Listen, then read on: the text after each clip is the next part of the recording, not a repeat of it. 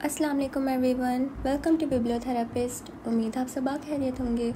आपके लिए पेश खिदमत है मोहब्बत दिल पे दस्तक अस्कलम इफ़त सहर ताहिर, एपिसोड 11। तो फिर इस कदर तवील बनवास लेने का क्या मतलब है? सबा बुरा मानकर बोली, बकवास नहीं करो सभी, मैं कोई बनवास नहीं ले रही। और तुम? वो गुस्से से कहते लब भींच गई, फिर सख्ती से पुर लहजे में बोली, मैं खुद अम्मी से कह दूँगी। ज़ोहा पागल तो नहीं हो गई? सबा उसके तेवरों से परेशान हो उठी। इसमें पागलपन की क्या बात है? बहुत से लोग तो उम्र पर शादी नहीं करते, मैं तो फिर भी 5-6 साल रुकने की बात कर रही हूँ। वो आराम से बोली तो सबा का मूड ख़राब होने लगा। जब तुमसे पूछा जाए तो खुद ही ये सब कह देना, मुझ पर ये जिम्मेदारी मत डालो। मैं खुद कह लूँगी। जब मेरा जहन इतनी जल्दी एक बात को कबूल नहीं करता तो फिर ख्वामखा इस झंझट में पड़ने से क्या हासिल? वो लापरवाही से कहती कपड़े लिए बाथरूम में घुस गई, जबकि सबा वहीं खड़ी कितनी ही देर ज़ोहा के इस कदरे बदले हुए और अजीब से रवैये पर गौर करती रही। ज़ोहा मुंतज़िर ही रही, मगर सबा के अलावा किसी ने भी उसको इस आने वाले प्रपोज़ल के मुतालिक बताना शायद ज़रूरी ख्याल नहीं किया था। उसका इत्मीनान पहले झुंझुलाहट और फिर परेशानी में बदलने लगा। शायद अंदर ही अंदर पूछताछ का मरहला जारी था, मगर एक इत्मीनान ये भी था कि अभी तक वो लोग बाज़ाब्ता तौर पर उसे देखने नहीं आए थे। वो इस मसले को उमर से भी डिस्कस करना चाहती थी, मगर उस रोज़ की झड़प के बाद वो मिला ही नहीं था। हालांकि इससे पहले कभी ऐसा नहीं हुआ था कि वो मुसलसल एक हफ्ते तक गायब रहा हो। किताब सामने रखे वो मुसलसल सोचों में गुम थी। तभी किसी ने दरवाज़ा खटखटाया तो वो बुरी तरह चौंकी। आ जाओ। खुद को संभालते हुए उसने कदरे हैरत से दरवाजे की तरफ देखा। ऐसा कौन आ गया था इस घर में जो कमरे में दाखिल होने से पहले इजाज़त लेने की जहमत करने लगा था? उससे भी ज़्यादा हैरत उसे दरवाजे में मोहित की शक्ल देखकर हुई। इससे पहले ज़ोहा को याद नहीं था कि वो कभी उसके कमरे में आया हो। उसी हैरत की वजह से वो अपनी जगह बैठी उसे देखती रही। एक तायराना नज़र उसके पूरे कमरे पर डालता वो अंदर आया तो वो बेख्तियार उठ खड़ी हुई। खैरियत? शायद तुम्हारे लिए खैरियत ना हो। ट्राउज़र की जेब में हाथ डाले वो बहुत संजीदगी से कह रहा था। क्या मतलब है तुम्हारा? उसकी निगाहों में उलझन तैरने लगी। मैंने तुमसे कहा था कि उमर से बात करो। अब की बार वो सीधे सुझाव अंदाज में बोला तो वो गड़बड़ा गई। मैं तो उस रोज़ के बाद उससे मिली ही नहीं। क्यों? उसकी आंखों में हैरत उतर आई थी। फिर उसके जवाब देने से पहले ही नागवारी से पुर लहजे में बोला, मैंने तुमसे कहा था कि फौरी तौर पर उमर से बात करो। मैं उससे क्या कहूँ? वो धीमे सुरों में बोली थी। शादी ना सही, इंगेजमेंट तो हो सकती है ना? वो बहुत सब्र का मुजाहिरा कर रहा था। ज़ोहा ने इस्तराबी अंदाज में उंगलियाँ मसली। वो इस पोजीशन में भी नहीं है। और तुम्हारी पोजीशन क्या है? मान वो तंज़िया लहजे में बोला था। पता तो चल गया होगा तुम्हें, प्रपोज़ल आया है तुम्हारे लिए और किसी तौर पर रिजेक्ट किए जाने के काबिल नहीं है। मासूल मदमुकाबिल प्रपोज़ल होने के। वो जर्द पड़ गई। मुझसे तो किसी ने भी बात नहीं की। मुझसे तो की है ना? वो जताने वाले अंदाज में बोला था। मेरा कलीग है वो, तुम उन्हें इनकार भी तो कर सकते हो। वो उसे नज़रें मिलाए मगर मध्यम लहजे में बोली तो वो लब भींच गया। फिर कदरे तमस्कुराना अंदाज में बोला, किस हैसियत पर इनकार कर सकता हूँ मैं? तुम जानते तो हो। उसका चेहरा तमतमा उठा था। बदिक्कत तमाम बोली, मैं जानता हूँ। वो इस्तेहज़ाई अंदाज में बोला, मैं जानता हूँ तो इसका क्या मतलब है? सब घर वालों को भी बता दूँ? तुमने मेरी हेल्प करने का वादा किया था उस सूरत में जब वो तुम्हारे लिए प्रपोज़ल भेजता। मोहित ने सख्ती से उसे बावर करवाया था। मैं तुम्हें सिर्फ इस सूरत में सपोर्ट कर सकता हूँ जब उमर अपना प्रपोज़ल भिजवाएगा, वरना मेरा दिमाग ख़राब नहीं है कि अच्छे खासे प्रपोज़ल को रिजेक्ट करता फिरूँ। मोहित, मैंने तुम्हें उसकी प्रॉब्लम्स बताई तो थी। वो जॉबलेस है, चंद एक ट्यूशन्स पढ़ाता है और बस। वो बेबसी से बोली तो मोहित ने तासुब से उसे देखा। मुझसे तुम क्या तवक्को करती हो? अब अपनी नौकरी तो उसे देने से रहा। वो ताहट आमीज़ अंदाज में बोला, फिर उसकी रुहासी सूरत देखकर कदरे नर्म पड़ गया। तुम कहो तो मैं बड़े मामू से उसकी जॉब की बात करता हूँ, शायद कोई वैकेंसी हो। मैंने उसे कहा था, वो नहीं मानता। वो थक कर बिस्तर के किनारे पर टिक गई थी। वो अपनी चॉइस की पोजीशन में नहीं है। मजबूरी में तो मुर्दार भी हलाल होता है, और अगर वो तुमसे जान छुड़ाना चाहता है तो वो इस मदद से इनकार कर सकता है। मोहित का तज्जिया बहुत तल्ख सफ़ा का ना था। वो ऐसा नहीं है। सोहा को रोना आने लगा। कभी मोहित के सामने इस कदर शर्मसार होना पड़ेगा, उसने सोचा भी नहीं था। माना कि हम बुरे हैं, वो बहुत अच्छा है, मगर इतना तो उसे भी मालूम होना चाहिए कि बहुत से वाक़े ज़िंदगी में ऐसे भी आते हैं जब आदमी को अपनी पसंद और तबाह के ख़िलाफ़ में फ़ैसले भी करने पड़ते हैं। यूँ तो वो तुम्हें खो देगा। And that's all. वो खामोशी से सर झुकाए बैठी थी। मोहित को शक हुआ कि वो रो रही है, मगर उसने उसे रोकने की कोशिश नहीं की थी। उससे फाइनल बात करो सोहा, इस किस्म की बातें हम लोग बर्दाश्त नहीं कर सकते। अगर वो तुमसे फेयर है तो वो प्रपोज़ल भेज देगा, वरना फिर वही करो जो घर वालों की मंशा है। वो उसकी खामोशी से उकता कर सख्त लबो लहजे में बोला तो बहुत गैर मुतवक्को तौर पर वो चटक कर बोली, तुम्हें मुझे टेंशन देने की ज़रूरत नहीं है। जितनी तुमने मेरी हेल्प करनी थी कर ली, बहुत बहुत शुक्रिया। मोहित की आंखों में उतरी हैरत पर गुस्से की चमक हावी होने लगी। उसे अंदाज़ा नहीं था कि इतनी कमज़ोर पोजीशन में होने के बावजूद वो इस कदर खुदसरी का मुज़ाहिरा भी कर सकती है।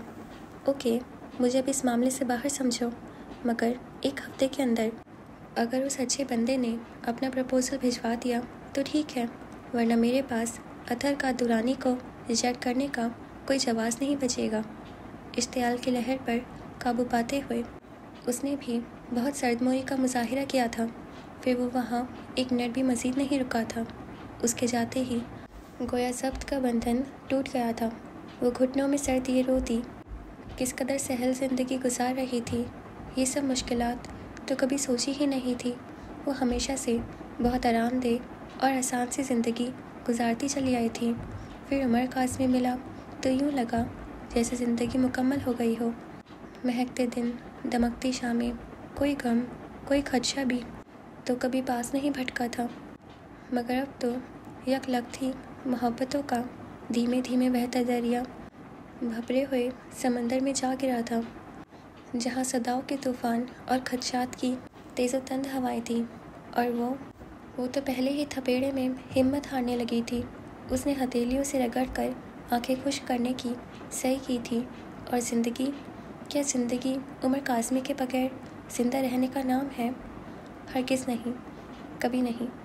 उमर, तुम्हारे बगैर तो मैंने खुद को अब कभी सोचा ही नहीं है। मोहित हसन को क्या मालूम, किसी को यूँ मशवरा दे देना बहुत आसान होता है, मगर दिल की दुनिया बहुत मुश्किल। उमर से बिछड़ने का ख्याल ही उसकी धड़कनों को मुंतशिर करने लगता था। वो उसके तमाम मसलों को अच्छी तरह समझती थी, मगर उसने फिर भी कभी अपनी राह बदलने या उमर से कतई ताल्लुक़ करने का सोचा तक नहीं। और इस रोज़ जो कुछ उमर ने कहा था वो दुख की इंतहा गहराइयों में उतर गई थी। वो उमर से मोहब्बत करती थी, साफ़ शफाक मोहब्बत जिसमें कोई खोट, कोई मिलावट नहीं थी। उसे पता था कि वो भी उससे बहुत मोहब्बत करता है। उसका ये रवैया, उसके अंदाज़ गवाह थे। आँखों से मोहब्बत झलकती थी, मगर उस रोज़ उमर को क्या हो गया था? उसका सर दर्द करने लगा था, मगर किसी पल चैन, किसी करवट करार न था। क्या वो झुकने लगा है? मगर थकना तो मुझे चाहिए, ना कि उसे। क्या उसे मेरी वफ़ा का यकीन नहीं है? फिर क्यों कहा उसने ये सब? क्या वो मुझे इस कदर मादियत पसंद और खुदगर्ज़ समझता है कि मसले और गुर्बत देख कर उससे मुँह मोड़ लूँगी? बहुत गलत किया है तुमने उमर, बहुत बुरे हो तुम। मोहित हसन की बातों ने उसके सोए ज़ख्मों को फिर से जगा दिया था। ज़ाले मुसलसल हंसती हुई उसका मजाक उड़ा रही थी। जहर लग रही हो इस वक्त मुझे, नौफिल ने दाँत पीस कर कहा तो उसने बेख्तियार कहकहा लगाया। वो इस वक्त KFC में बैठे थे। एक तो ज़ाले आफरीदी का हुस्न, ऊपर से उसका अंदाज़, कई गर्दनें उनकी तरफ मुड़ी थी। शहर तो तुम भी कभी मुझे नहीं लगे थे जब मुझ पर हंसा करते थे। वो छेड़ रही थी। फ़िलहाल तो तुम अपनी हंसी पर कंट्रोल करो। इस कदर रश है यहाँ और हर दूसरी नज़र हमारे ऊपर लगी हुई है। नौफिल ने उसे घुरका तो वो टेबल पर कोहनी टिका कर बड़े अंदाज से चारों तरफ नज़र दौड़ाते हुए महसूस कुन अंदाज में बोली, क्या गारंटी है कि हंसी बंद करके बैठने से सब लोग इस तरफ मुतवज्जो नहीं होंगे? जब तुम्हारी तवज्जो सिर्फ मेरी तरफ होगी तो सब ठीक हो जाएगा। वो इस वक्त अपने में उलझा हुआ था, मगर ऐसा नहीं हो सकता क्योंकि मेरा दिल तो उस मेमने में अटका हुआ है और तुम्हारी जान सबा में, फिर तवज्जो सिर्फ तुम पर कैसे मरकूज़ हो? ज़ाले शायद इस वक्त सारे बदले चुकाने के मूड में थी। लहजा भर उसे घूरने के बाद वो बर्गर की तरफ मुतवज्जो हो गया। अब तुम्हें पता चलेगा कि इस मोहब्बत में दिलो दिमाग का क्या हाल होता है। ज़ाले ने पेप्सी का घूंट भरते हुए जैसे मज़ा लिया था, नौफिल का दिल चाहा अपना सर पीट ले। कोई हाल नहीं हुआ है मेरा, नाराज़गी से कहते हुए वो बर्गर खाने लगा तो ज़ाले को फिर से हंसी आ गई। वाकई हाल तो तुम्हारा है ही नहीं कुछ। पता नहीं वो कौन सी मनहूस खड़ी थी जब मैं ये मसला तुमसे डिस्कस करने बैठा था। बचा कुछ बर्गर उसने वापस पटक दिया तो ज़ाले ने जल्दी से पेप्सी उसकी तरफ खिसका दी, साथ ही मशवरा भी दे डाला, दिमाग की गर्मी दूर हो जाएगी। चंद लम्हे उसे घूरते रहने के बाद वो हंस दिया था। बहुत फिजूल लड़की हो तुम ज़ाले आफरीदी, ये शुमाइल खान ही का हौसला था जो तुम्हें बर्दाश्त कर लेता था। नौफिल ने सर हिलाते हुए शुमाइल खान को गायबाना खराज तहसीन पेश किया तो ज़ाले ने यह तिहानी करवा कर और इजाफ़ा किया, ये मत भूलो कि फिर एक रोज़ भाग भी गया था। खैर छोड़ने वाले तो हम भी नहीं, उसे ढूंढ निकालेंगे कहीं ना कहीं से। नौफिल ने तसल्ली आमेज़ अंदाज में कहा तो वो पल भर तवक्कुफ़ के बाद बोली, वो बड़ी नेक रूह है, तुमने देखा नहीं उसके गले में एक तावीज़ था और बाजू पर भी पता नहीं क्या बांध रखा था उसने। इमाम ज़ामिन। नौफिल ने उसकी बात काट कर मुस्कुराते हुए लुक़मा दिया तो वह हंसी। हाँ वही, मुझे यकीन है कि मुझे 100 मील के फासले पर पाकर ही उसके मौकुल उसे खबर कर देते होंगे। उसने बात ही इस कदर शगुफ्तगी से की थी कि नौफिल को भी हंसी आने लगी। अगर वो ये सब सुन ले तो कितनी बुरी बात है ज़ाले। वो ये सब सुनकर न सिर्फ खुश होगा बल्कि उसका सीना और चौड़ा हो जाएगा कि वो अपने अकीदे और ईमान पर इस कदर पुख्ता है। वो इत्मीनान से बोली, फिर कुछ याद आने पर उसकी आंखें चमकी। वो देखते हुए उसे बताने लगी, उसके न्यूयॉर्क से गायब होने से चंद रोज़ पहले की बात है। मैं तुम लोगों के अपार्टमेंट गई, बाहर का दरवाज़ा खुला था, तुम भी गायब थे। मैं यूं ही सारे अपार्टमेंट में देखती बालकनी में चली आई तो वहाँ शुमाइल एक्सरसाइज कर रहा था। मैं बबूत खड़ी उसकी बॉडी और मसल्स को देख रही थी कि अचानक उसकी नज़र मुझ पर पड़ गई। यकीन करो नौफिल, इतना कभी वो किसी जिन को भी सामने देख कर नहीं डरता जैसे मुझे देख कर डर गया। वो सिर्फ जींस पहने हुए था। मुझे देखकर पहले तो वही मुंजमद हो गया, उसके बाद सुकर सिमट कर अंदर भागा और जाकर उल्टी शर्ट पहन ली। माय गॉड, वो इस मंजर को जहन में याद करते बेतहाशा हंस रही थी। इतनी शर्म और हया तो आजकल लड़कियों में भी नहीं होती नौफिल। उसके यूँ भागने में तुम्हारा ही कसूर है। उसकी नेचर जानने के बावजूद तुम उसे छेड़ने और तंग करने से बाज नहीं रहती थी। नौफिल ने सारा इल्ज़ाम उस पर डाला तो वह मुतासिफाना नज़रों से उसे देखते हुए बोली, और तुम लोग कौन सा काम करते थे उसके साथ? जानबूझकर उसे सड़कों पर लिए फिरते थे और वो बेचारा हर वक्त लाहौल या फिर नाउज़ बिल्ला ही पढ़ता रहता था। भाई वो मुल्क ही ऐसा है, अब वहाँ तो हम अपनी मर्ज़ी का माहौल पैदा नहीं कर सकते। वो तो सड़कों पर भी आंखें बंद करके चलता था कि कहीं कोई इखलाक से आरी मंजर दिखाई न दे। कितनी ही दफ़ा तो वो पोल से टकराया था और शराफत देखो कि नज़र उठाए बगैर सॉरी कहकर दूसरी तरफ हट जाता। वो तो हम सब के कह कहो के बाद उसे असल मामले का पता चलता था। नौफिल को भी सीधा साधा मगर अपनी पुख्ता रिवायत का आमीन शुमाइल खान बहुत अच्छा लगता था, जो बाप की ज़िद पर पढ़ने के लिए अमेरिका चला तो गया था मगर वहाँ सेट नहीं हो पाया तो फाइनल टर्म से पहले भाग निकला था। हाँ, और उस वक्त वो कैसा मासूम सा चिकन लगता था, बल्कि तुम उसे नन्हा सा खौफसदा खरगोश जो सुर्ख रंगत लिए झीपा हुआ सा फिरता था। वो खो सी गई थी। नौफिल ने मुस्कुरा कर उसकी तरफ देखा, फिर बोला, फ़र्ज़ करो अगर वो तुम्हें मिल जाए तो। फ़र्ज़ क्यों करो, वो ज़रूर मिलेगा मुझे, ज़ाले ने फ़ौरन कहा। तो नौफिल ने हल्की सी सांस खींचते हुए भौं को जुम्बिश दी। ओके चलो, अगर वो मिल गया तो क्या करोगी तुम?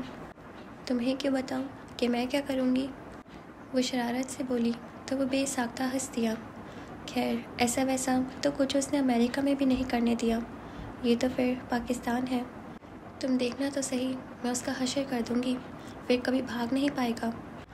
उसकी आंखें चमक रही थी। क्या करोगी, शादी कर लोगी उससे?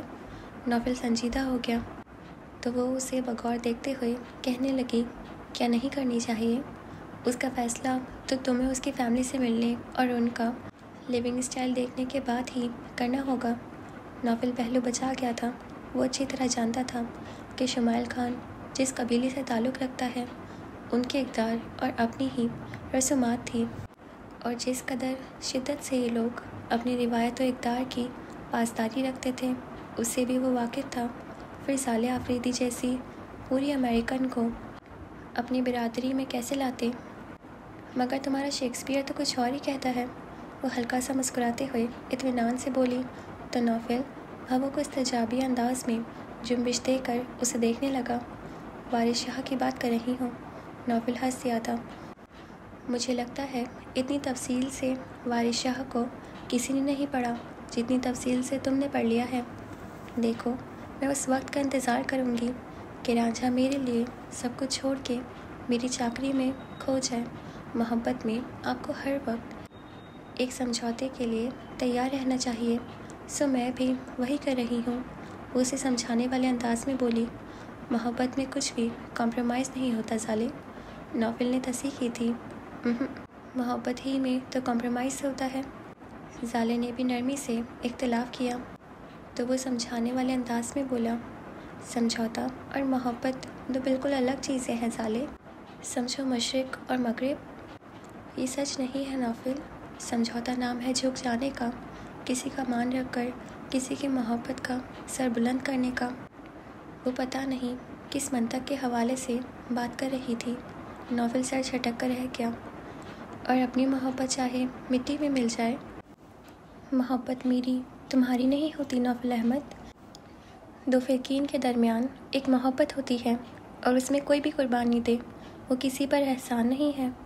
वो बेहद संजीदा थी, ना तो शरबती आँखों में किसी का कोई अक्स था और ना ही सुर्ख लबों पर मचलती मुस्कुराहट थी। तुम्हारा मतलब है कि मोहब्बत में कोई कमी, कोई खामी नहीं देखी जाती? नौफिल ने तहय्युर से पूछा। तो वो गहरी सांस लेकर बोली, ये देखभाल कर, ठोक बजा कर की जाने वाली शय नहीं है नौफिल। वो कहते कहते रुक गई, फिर एक मुस्कुराहट के साथ दिलचस्पी से पूछने लगी, अपनी ही मिसाल ले लो। दो मुलाकात ही में चित हो गए एक अनजान लड़की के सामने, और अब मोहब्बत का रोना रो रहे हो। तुमने कौन सा उसकी खूबियाँ खामियाँ जांच ली हैं? क्या जानते हो उसके बारे में? नहीं जानता तो जान लूँगा, वो इत्मीनान से बोला। ये मौजू आते ही उसके होठों पर मुस्कुराहट खिलने लगी थी, जो ज़ाले को बहुत भली लगी। और अगर तुम्हें कॉम्प्रोमाइज़ करना पड़ गया इस मोहब्बत में तो? उसने आजमाने वाले अंदाज में नौफिल से पूछा। तो उसने मुस्कुरा कर उसे देखा। वो मोहब्बत नहीं होगी ज़ाले आफरीदी, सिर्फ कॉम्प्रोमाइज़ होगा। मोहब्बत ही में कॉम्प्रोमाइज़ होता है, वरना किसी रिश्ते की बुनियाद पर कॉम्प्रोमाइज़ करोगे तुम? ज़ाले ने उसे हराना चाहा था, मगर नौफिल तो नई नई उस कैफियत के हिसार में घिरा सब कुछ बहुत अच्छा समझता मसरूफ़ था। उसे इस अकील सी बहस हज़म नहीं हो रही थी। मैंने क्या बात शुरू की थी और तुम कहाँ निकल आई हो? चलो, उसके हुस्न में थोड़ा बहुत कॉम्प्रोमाइज़ भी कर ही लूँगा, वो शहाना अंदाज में बोला। तो वह हंस दी। बहुत स्टूपिड हो तुम नौफिल। अच्छा, अब बताओ ना, मुझे क्या करना चाहिए? वो उसे सबा से मुलाकात का किस्सा पूरी तरह अच्छे से सुना चुका था, और जिसे सुनकर उसका अच्छा खासा मजाक भी उड़ा चुकी थी। भाई, जैसे तुम्हारे ख्यालात हैं उनके पेश नज़र तो मैं तुम्हें यूँ एकदम से कुछ भी करने को नहीं कहूँगी। पहले तुम उसे चंद एक बार मिलो, बातचीत बढ़ाओ, उसके बाद कोई फ़ैसला करो। जाले ने पूरे खलूस दिल से उसे मशवरा दिया तो वो कुछ सोच कर मुस्कुरा दिया। वो मिलने और बातचीत करने वाली लड़की नहीं है यार, ये तो मैंने इस मुलाकात ही में भाग लिया था। तुम सोच नहीं सकती जाले कि मेरे 3-4 बार घूरने पर उसने कितनी शर्म दिलाने से मुझे देखा था। कोई और टाइप की लड़की होती तो इस सिचुएशन को शायद एंजॉय करती। एनीवेज, जाले ने गहरी सांस भरते हुए शाने उचकाए थे। मुझे पता था तुम ये भी बहुत ठोक बजा कर करोगे, वरना भी मेरे सामने यूँ रोना ना रो रहे होते। अपनी बेकरारियों का जाके सीधा उसको बताते। उसके तंज पर नौफिल ने उसे खफीफ सा घूर कर देखा था। मैं तुमसे सिर्फ ये पूछ रहा हूँ कि इस बेकरारी का क्या मतलब है।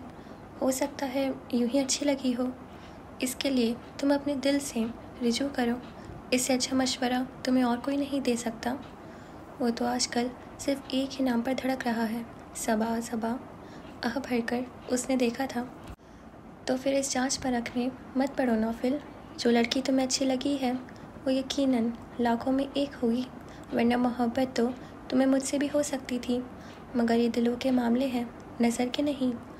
सोच तो मैं भी यही रहा हूँ, वो शरारत से पुर लहजे में बोला। फिर मोबाइल और कीचेन उठाता उठ खड़ा हुआ। मुझे तो लग रहा है तुम सोचते ही रह जाओगे। वो भी उस पर तंज करती उठ गई। नौफिल हंस दिया था। तुम इत्मीनान रखो, इससे पहले ही मैं कुछ ना कुछ कर लूँगा। अभी तो घर चलो, नगीन ने मुझसे तलकीन की थी। सॉरी भाई, अभी तो बिल्कुल भी नहीं, उसने फ़ौरन इनकार कर दिया। तो उसके साथ सीढ़ियाँ उतरते उसने उसे हैरत से पूछा, अभी क्या है, ऑफिस से तो बिल्कुल फारिग हो तुम। अभी शर्मिंदगी है कि मैं आज भी जीन्स और शर्ट पहने हुए हूँ, और कम से कम तुम्हारे घर मैं इस ड्रेस में नहीं जाऊँगी। ये नया कॉम्प्लेक्स कब चिमटा तुम्हें? नौफिल मुस्कुराते हुए अपनी गाड़ी की तरफ बढ़ता रहा। क्या पता आंटी के सामने ही मेरा कोई चांस बन जाए। उसकी शरारत अब नौफिल की समझ में आई थी। हल्का सा कहकहा लगाते हुए उसके लिए फ्रंट डोर खोलकर उसने स्टीयरिंग व्हील संभाल ली थी। किसी रोज़ उस खानजादे से कांटेक्ट करो यार, लंबा अरसा हो गया है उससे मिले। मेन रोड पर गाड़ी लाते हुए नौफिल ने कहा था। दिल तो मेरा भी बहुत चाह रहा है, मगर मैं ज़रा अपने काम की तरफ फारिग होने का इंतज़ार कर रही हूँ, फिर फुर्सत में उसे तलाश करूँगी। साले ने इत्मीनान से कहा। तो नौफिल ने टुकड़ा लगाया, ताकि तुम हाथ धोकर उस सहमे हुए खरगोश के पीछे पड़ सको। इस बार यही करना पड़ेगा, वरना तो वो अपने साए को भी हाथ नहीं लगाने देता। उसके जुमले से उसने खूब हंस उठाया था। वो वहाँ की बात थी साले बीबी। यहाँ आते ही उसके अंदर का खानज़ादा पूरे क्रॉफर्ड के साथ जा गया होगा। अब तो शायद वो तुम्हारी तरफ नज़र उठा के भी ना देखे कि मेरा ईमान ख़राब होगा। उसकी तो ऐसी की तैसी, और तुम तो कम से कम इस तरह मुझे बीबी मत कहो, सख्त बुरा लगता है मुझे, जाले ने चिढ़ कर कहा था। अच्छा भाई, रॉक तो सारे हमारे लिए ही रह गए हैं। आह भरते हुए उसने सीट के बैक पर सर टिका दिया। उसके लबों की तराश में धीमी सी मुस्कुराहट जगमगा रही थी। नौफिल जब वो मुझे अपने सामने देखेगा तो क्या करेगा? वो शायद चश्मे तसव्वुर में भी उसे देखने की सही कर रही थी।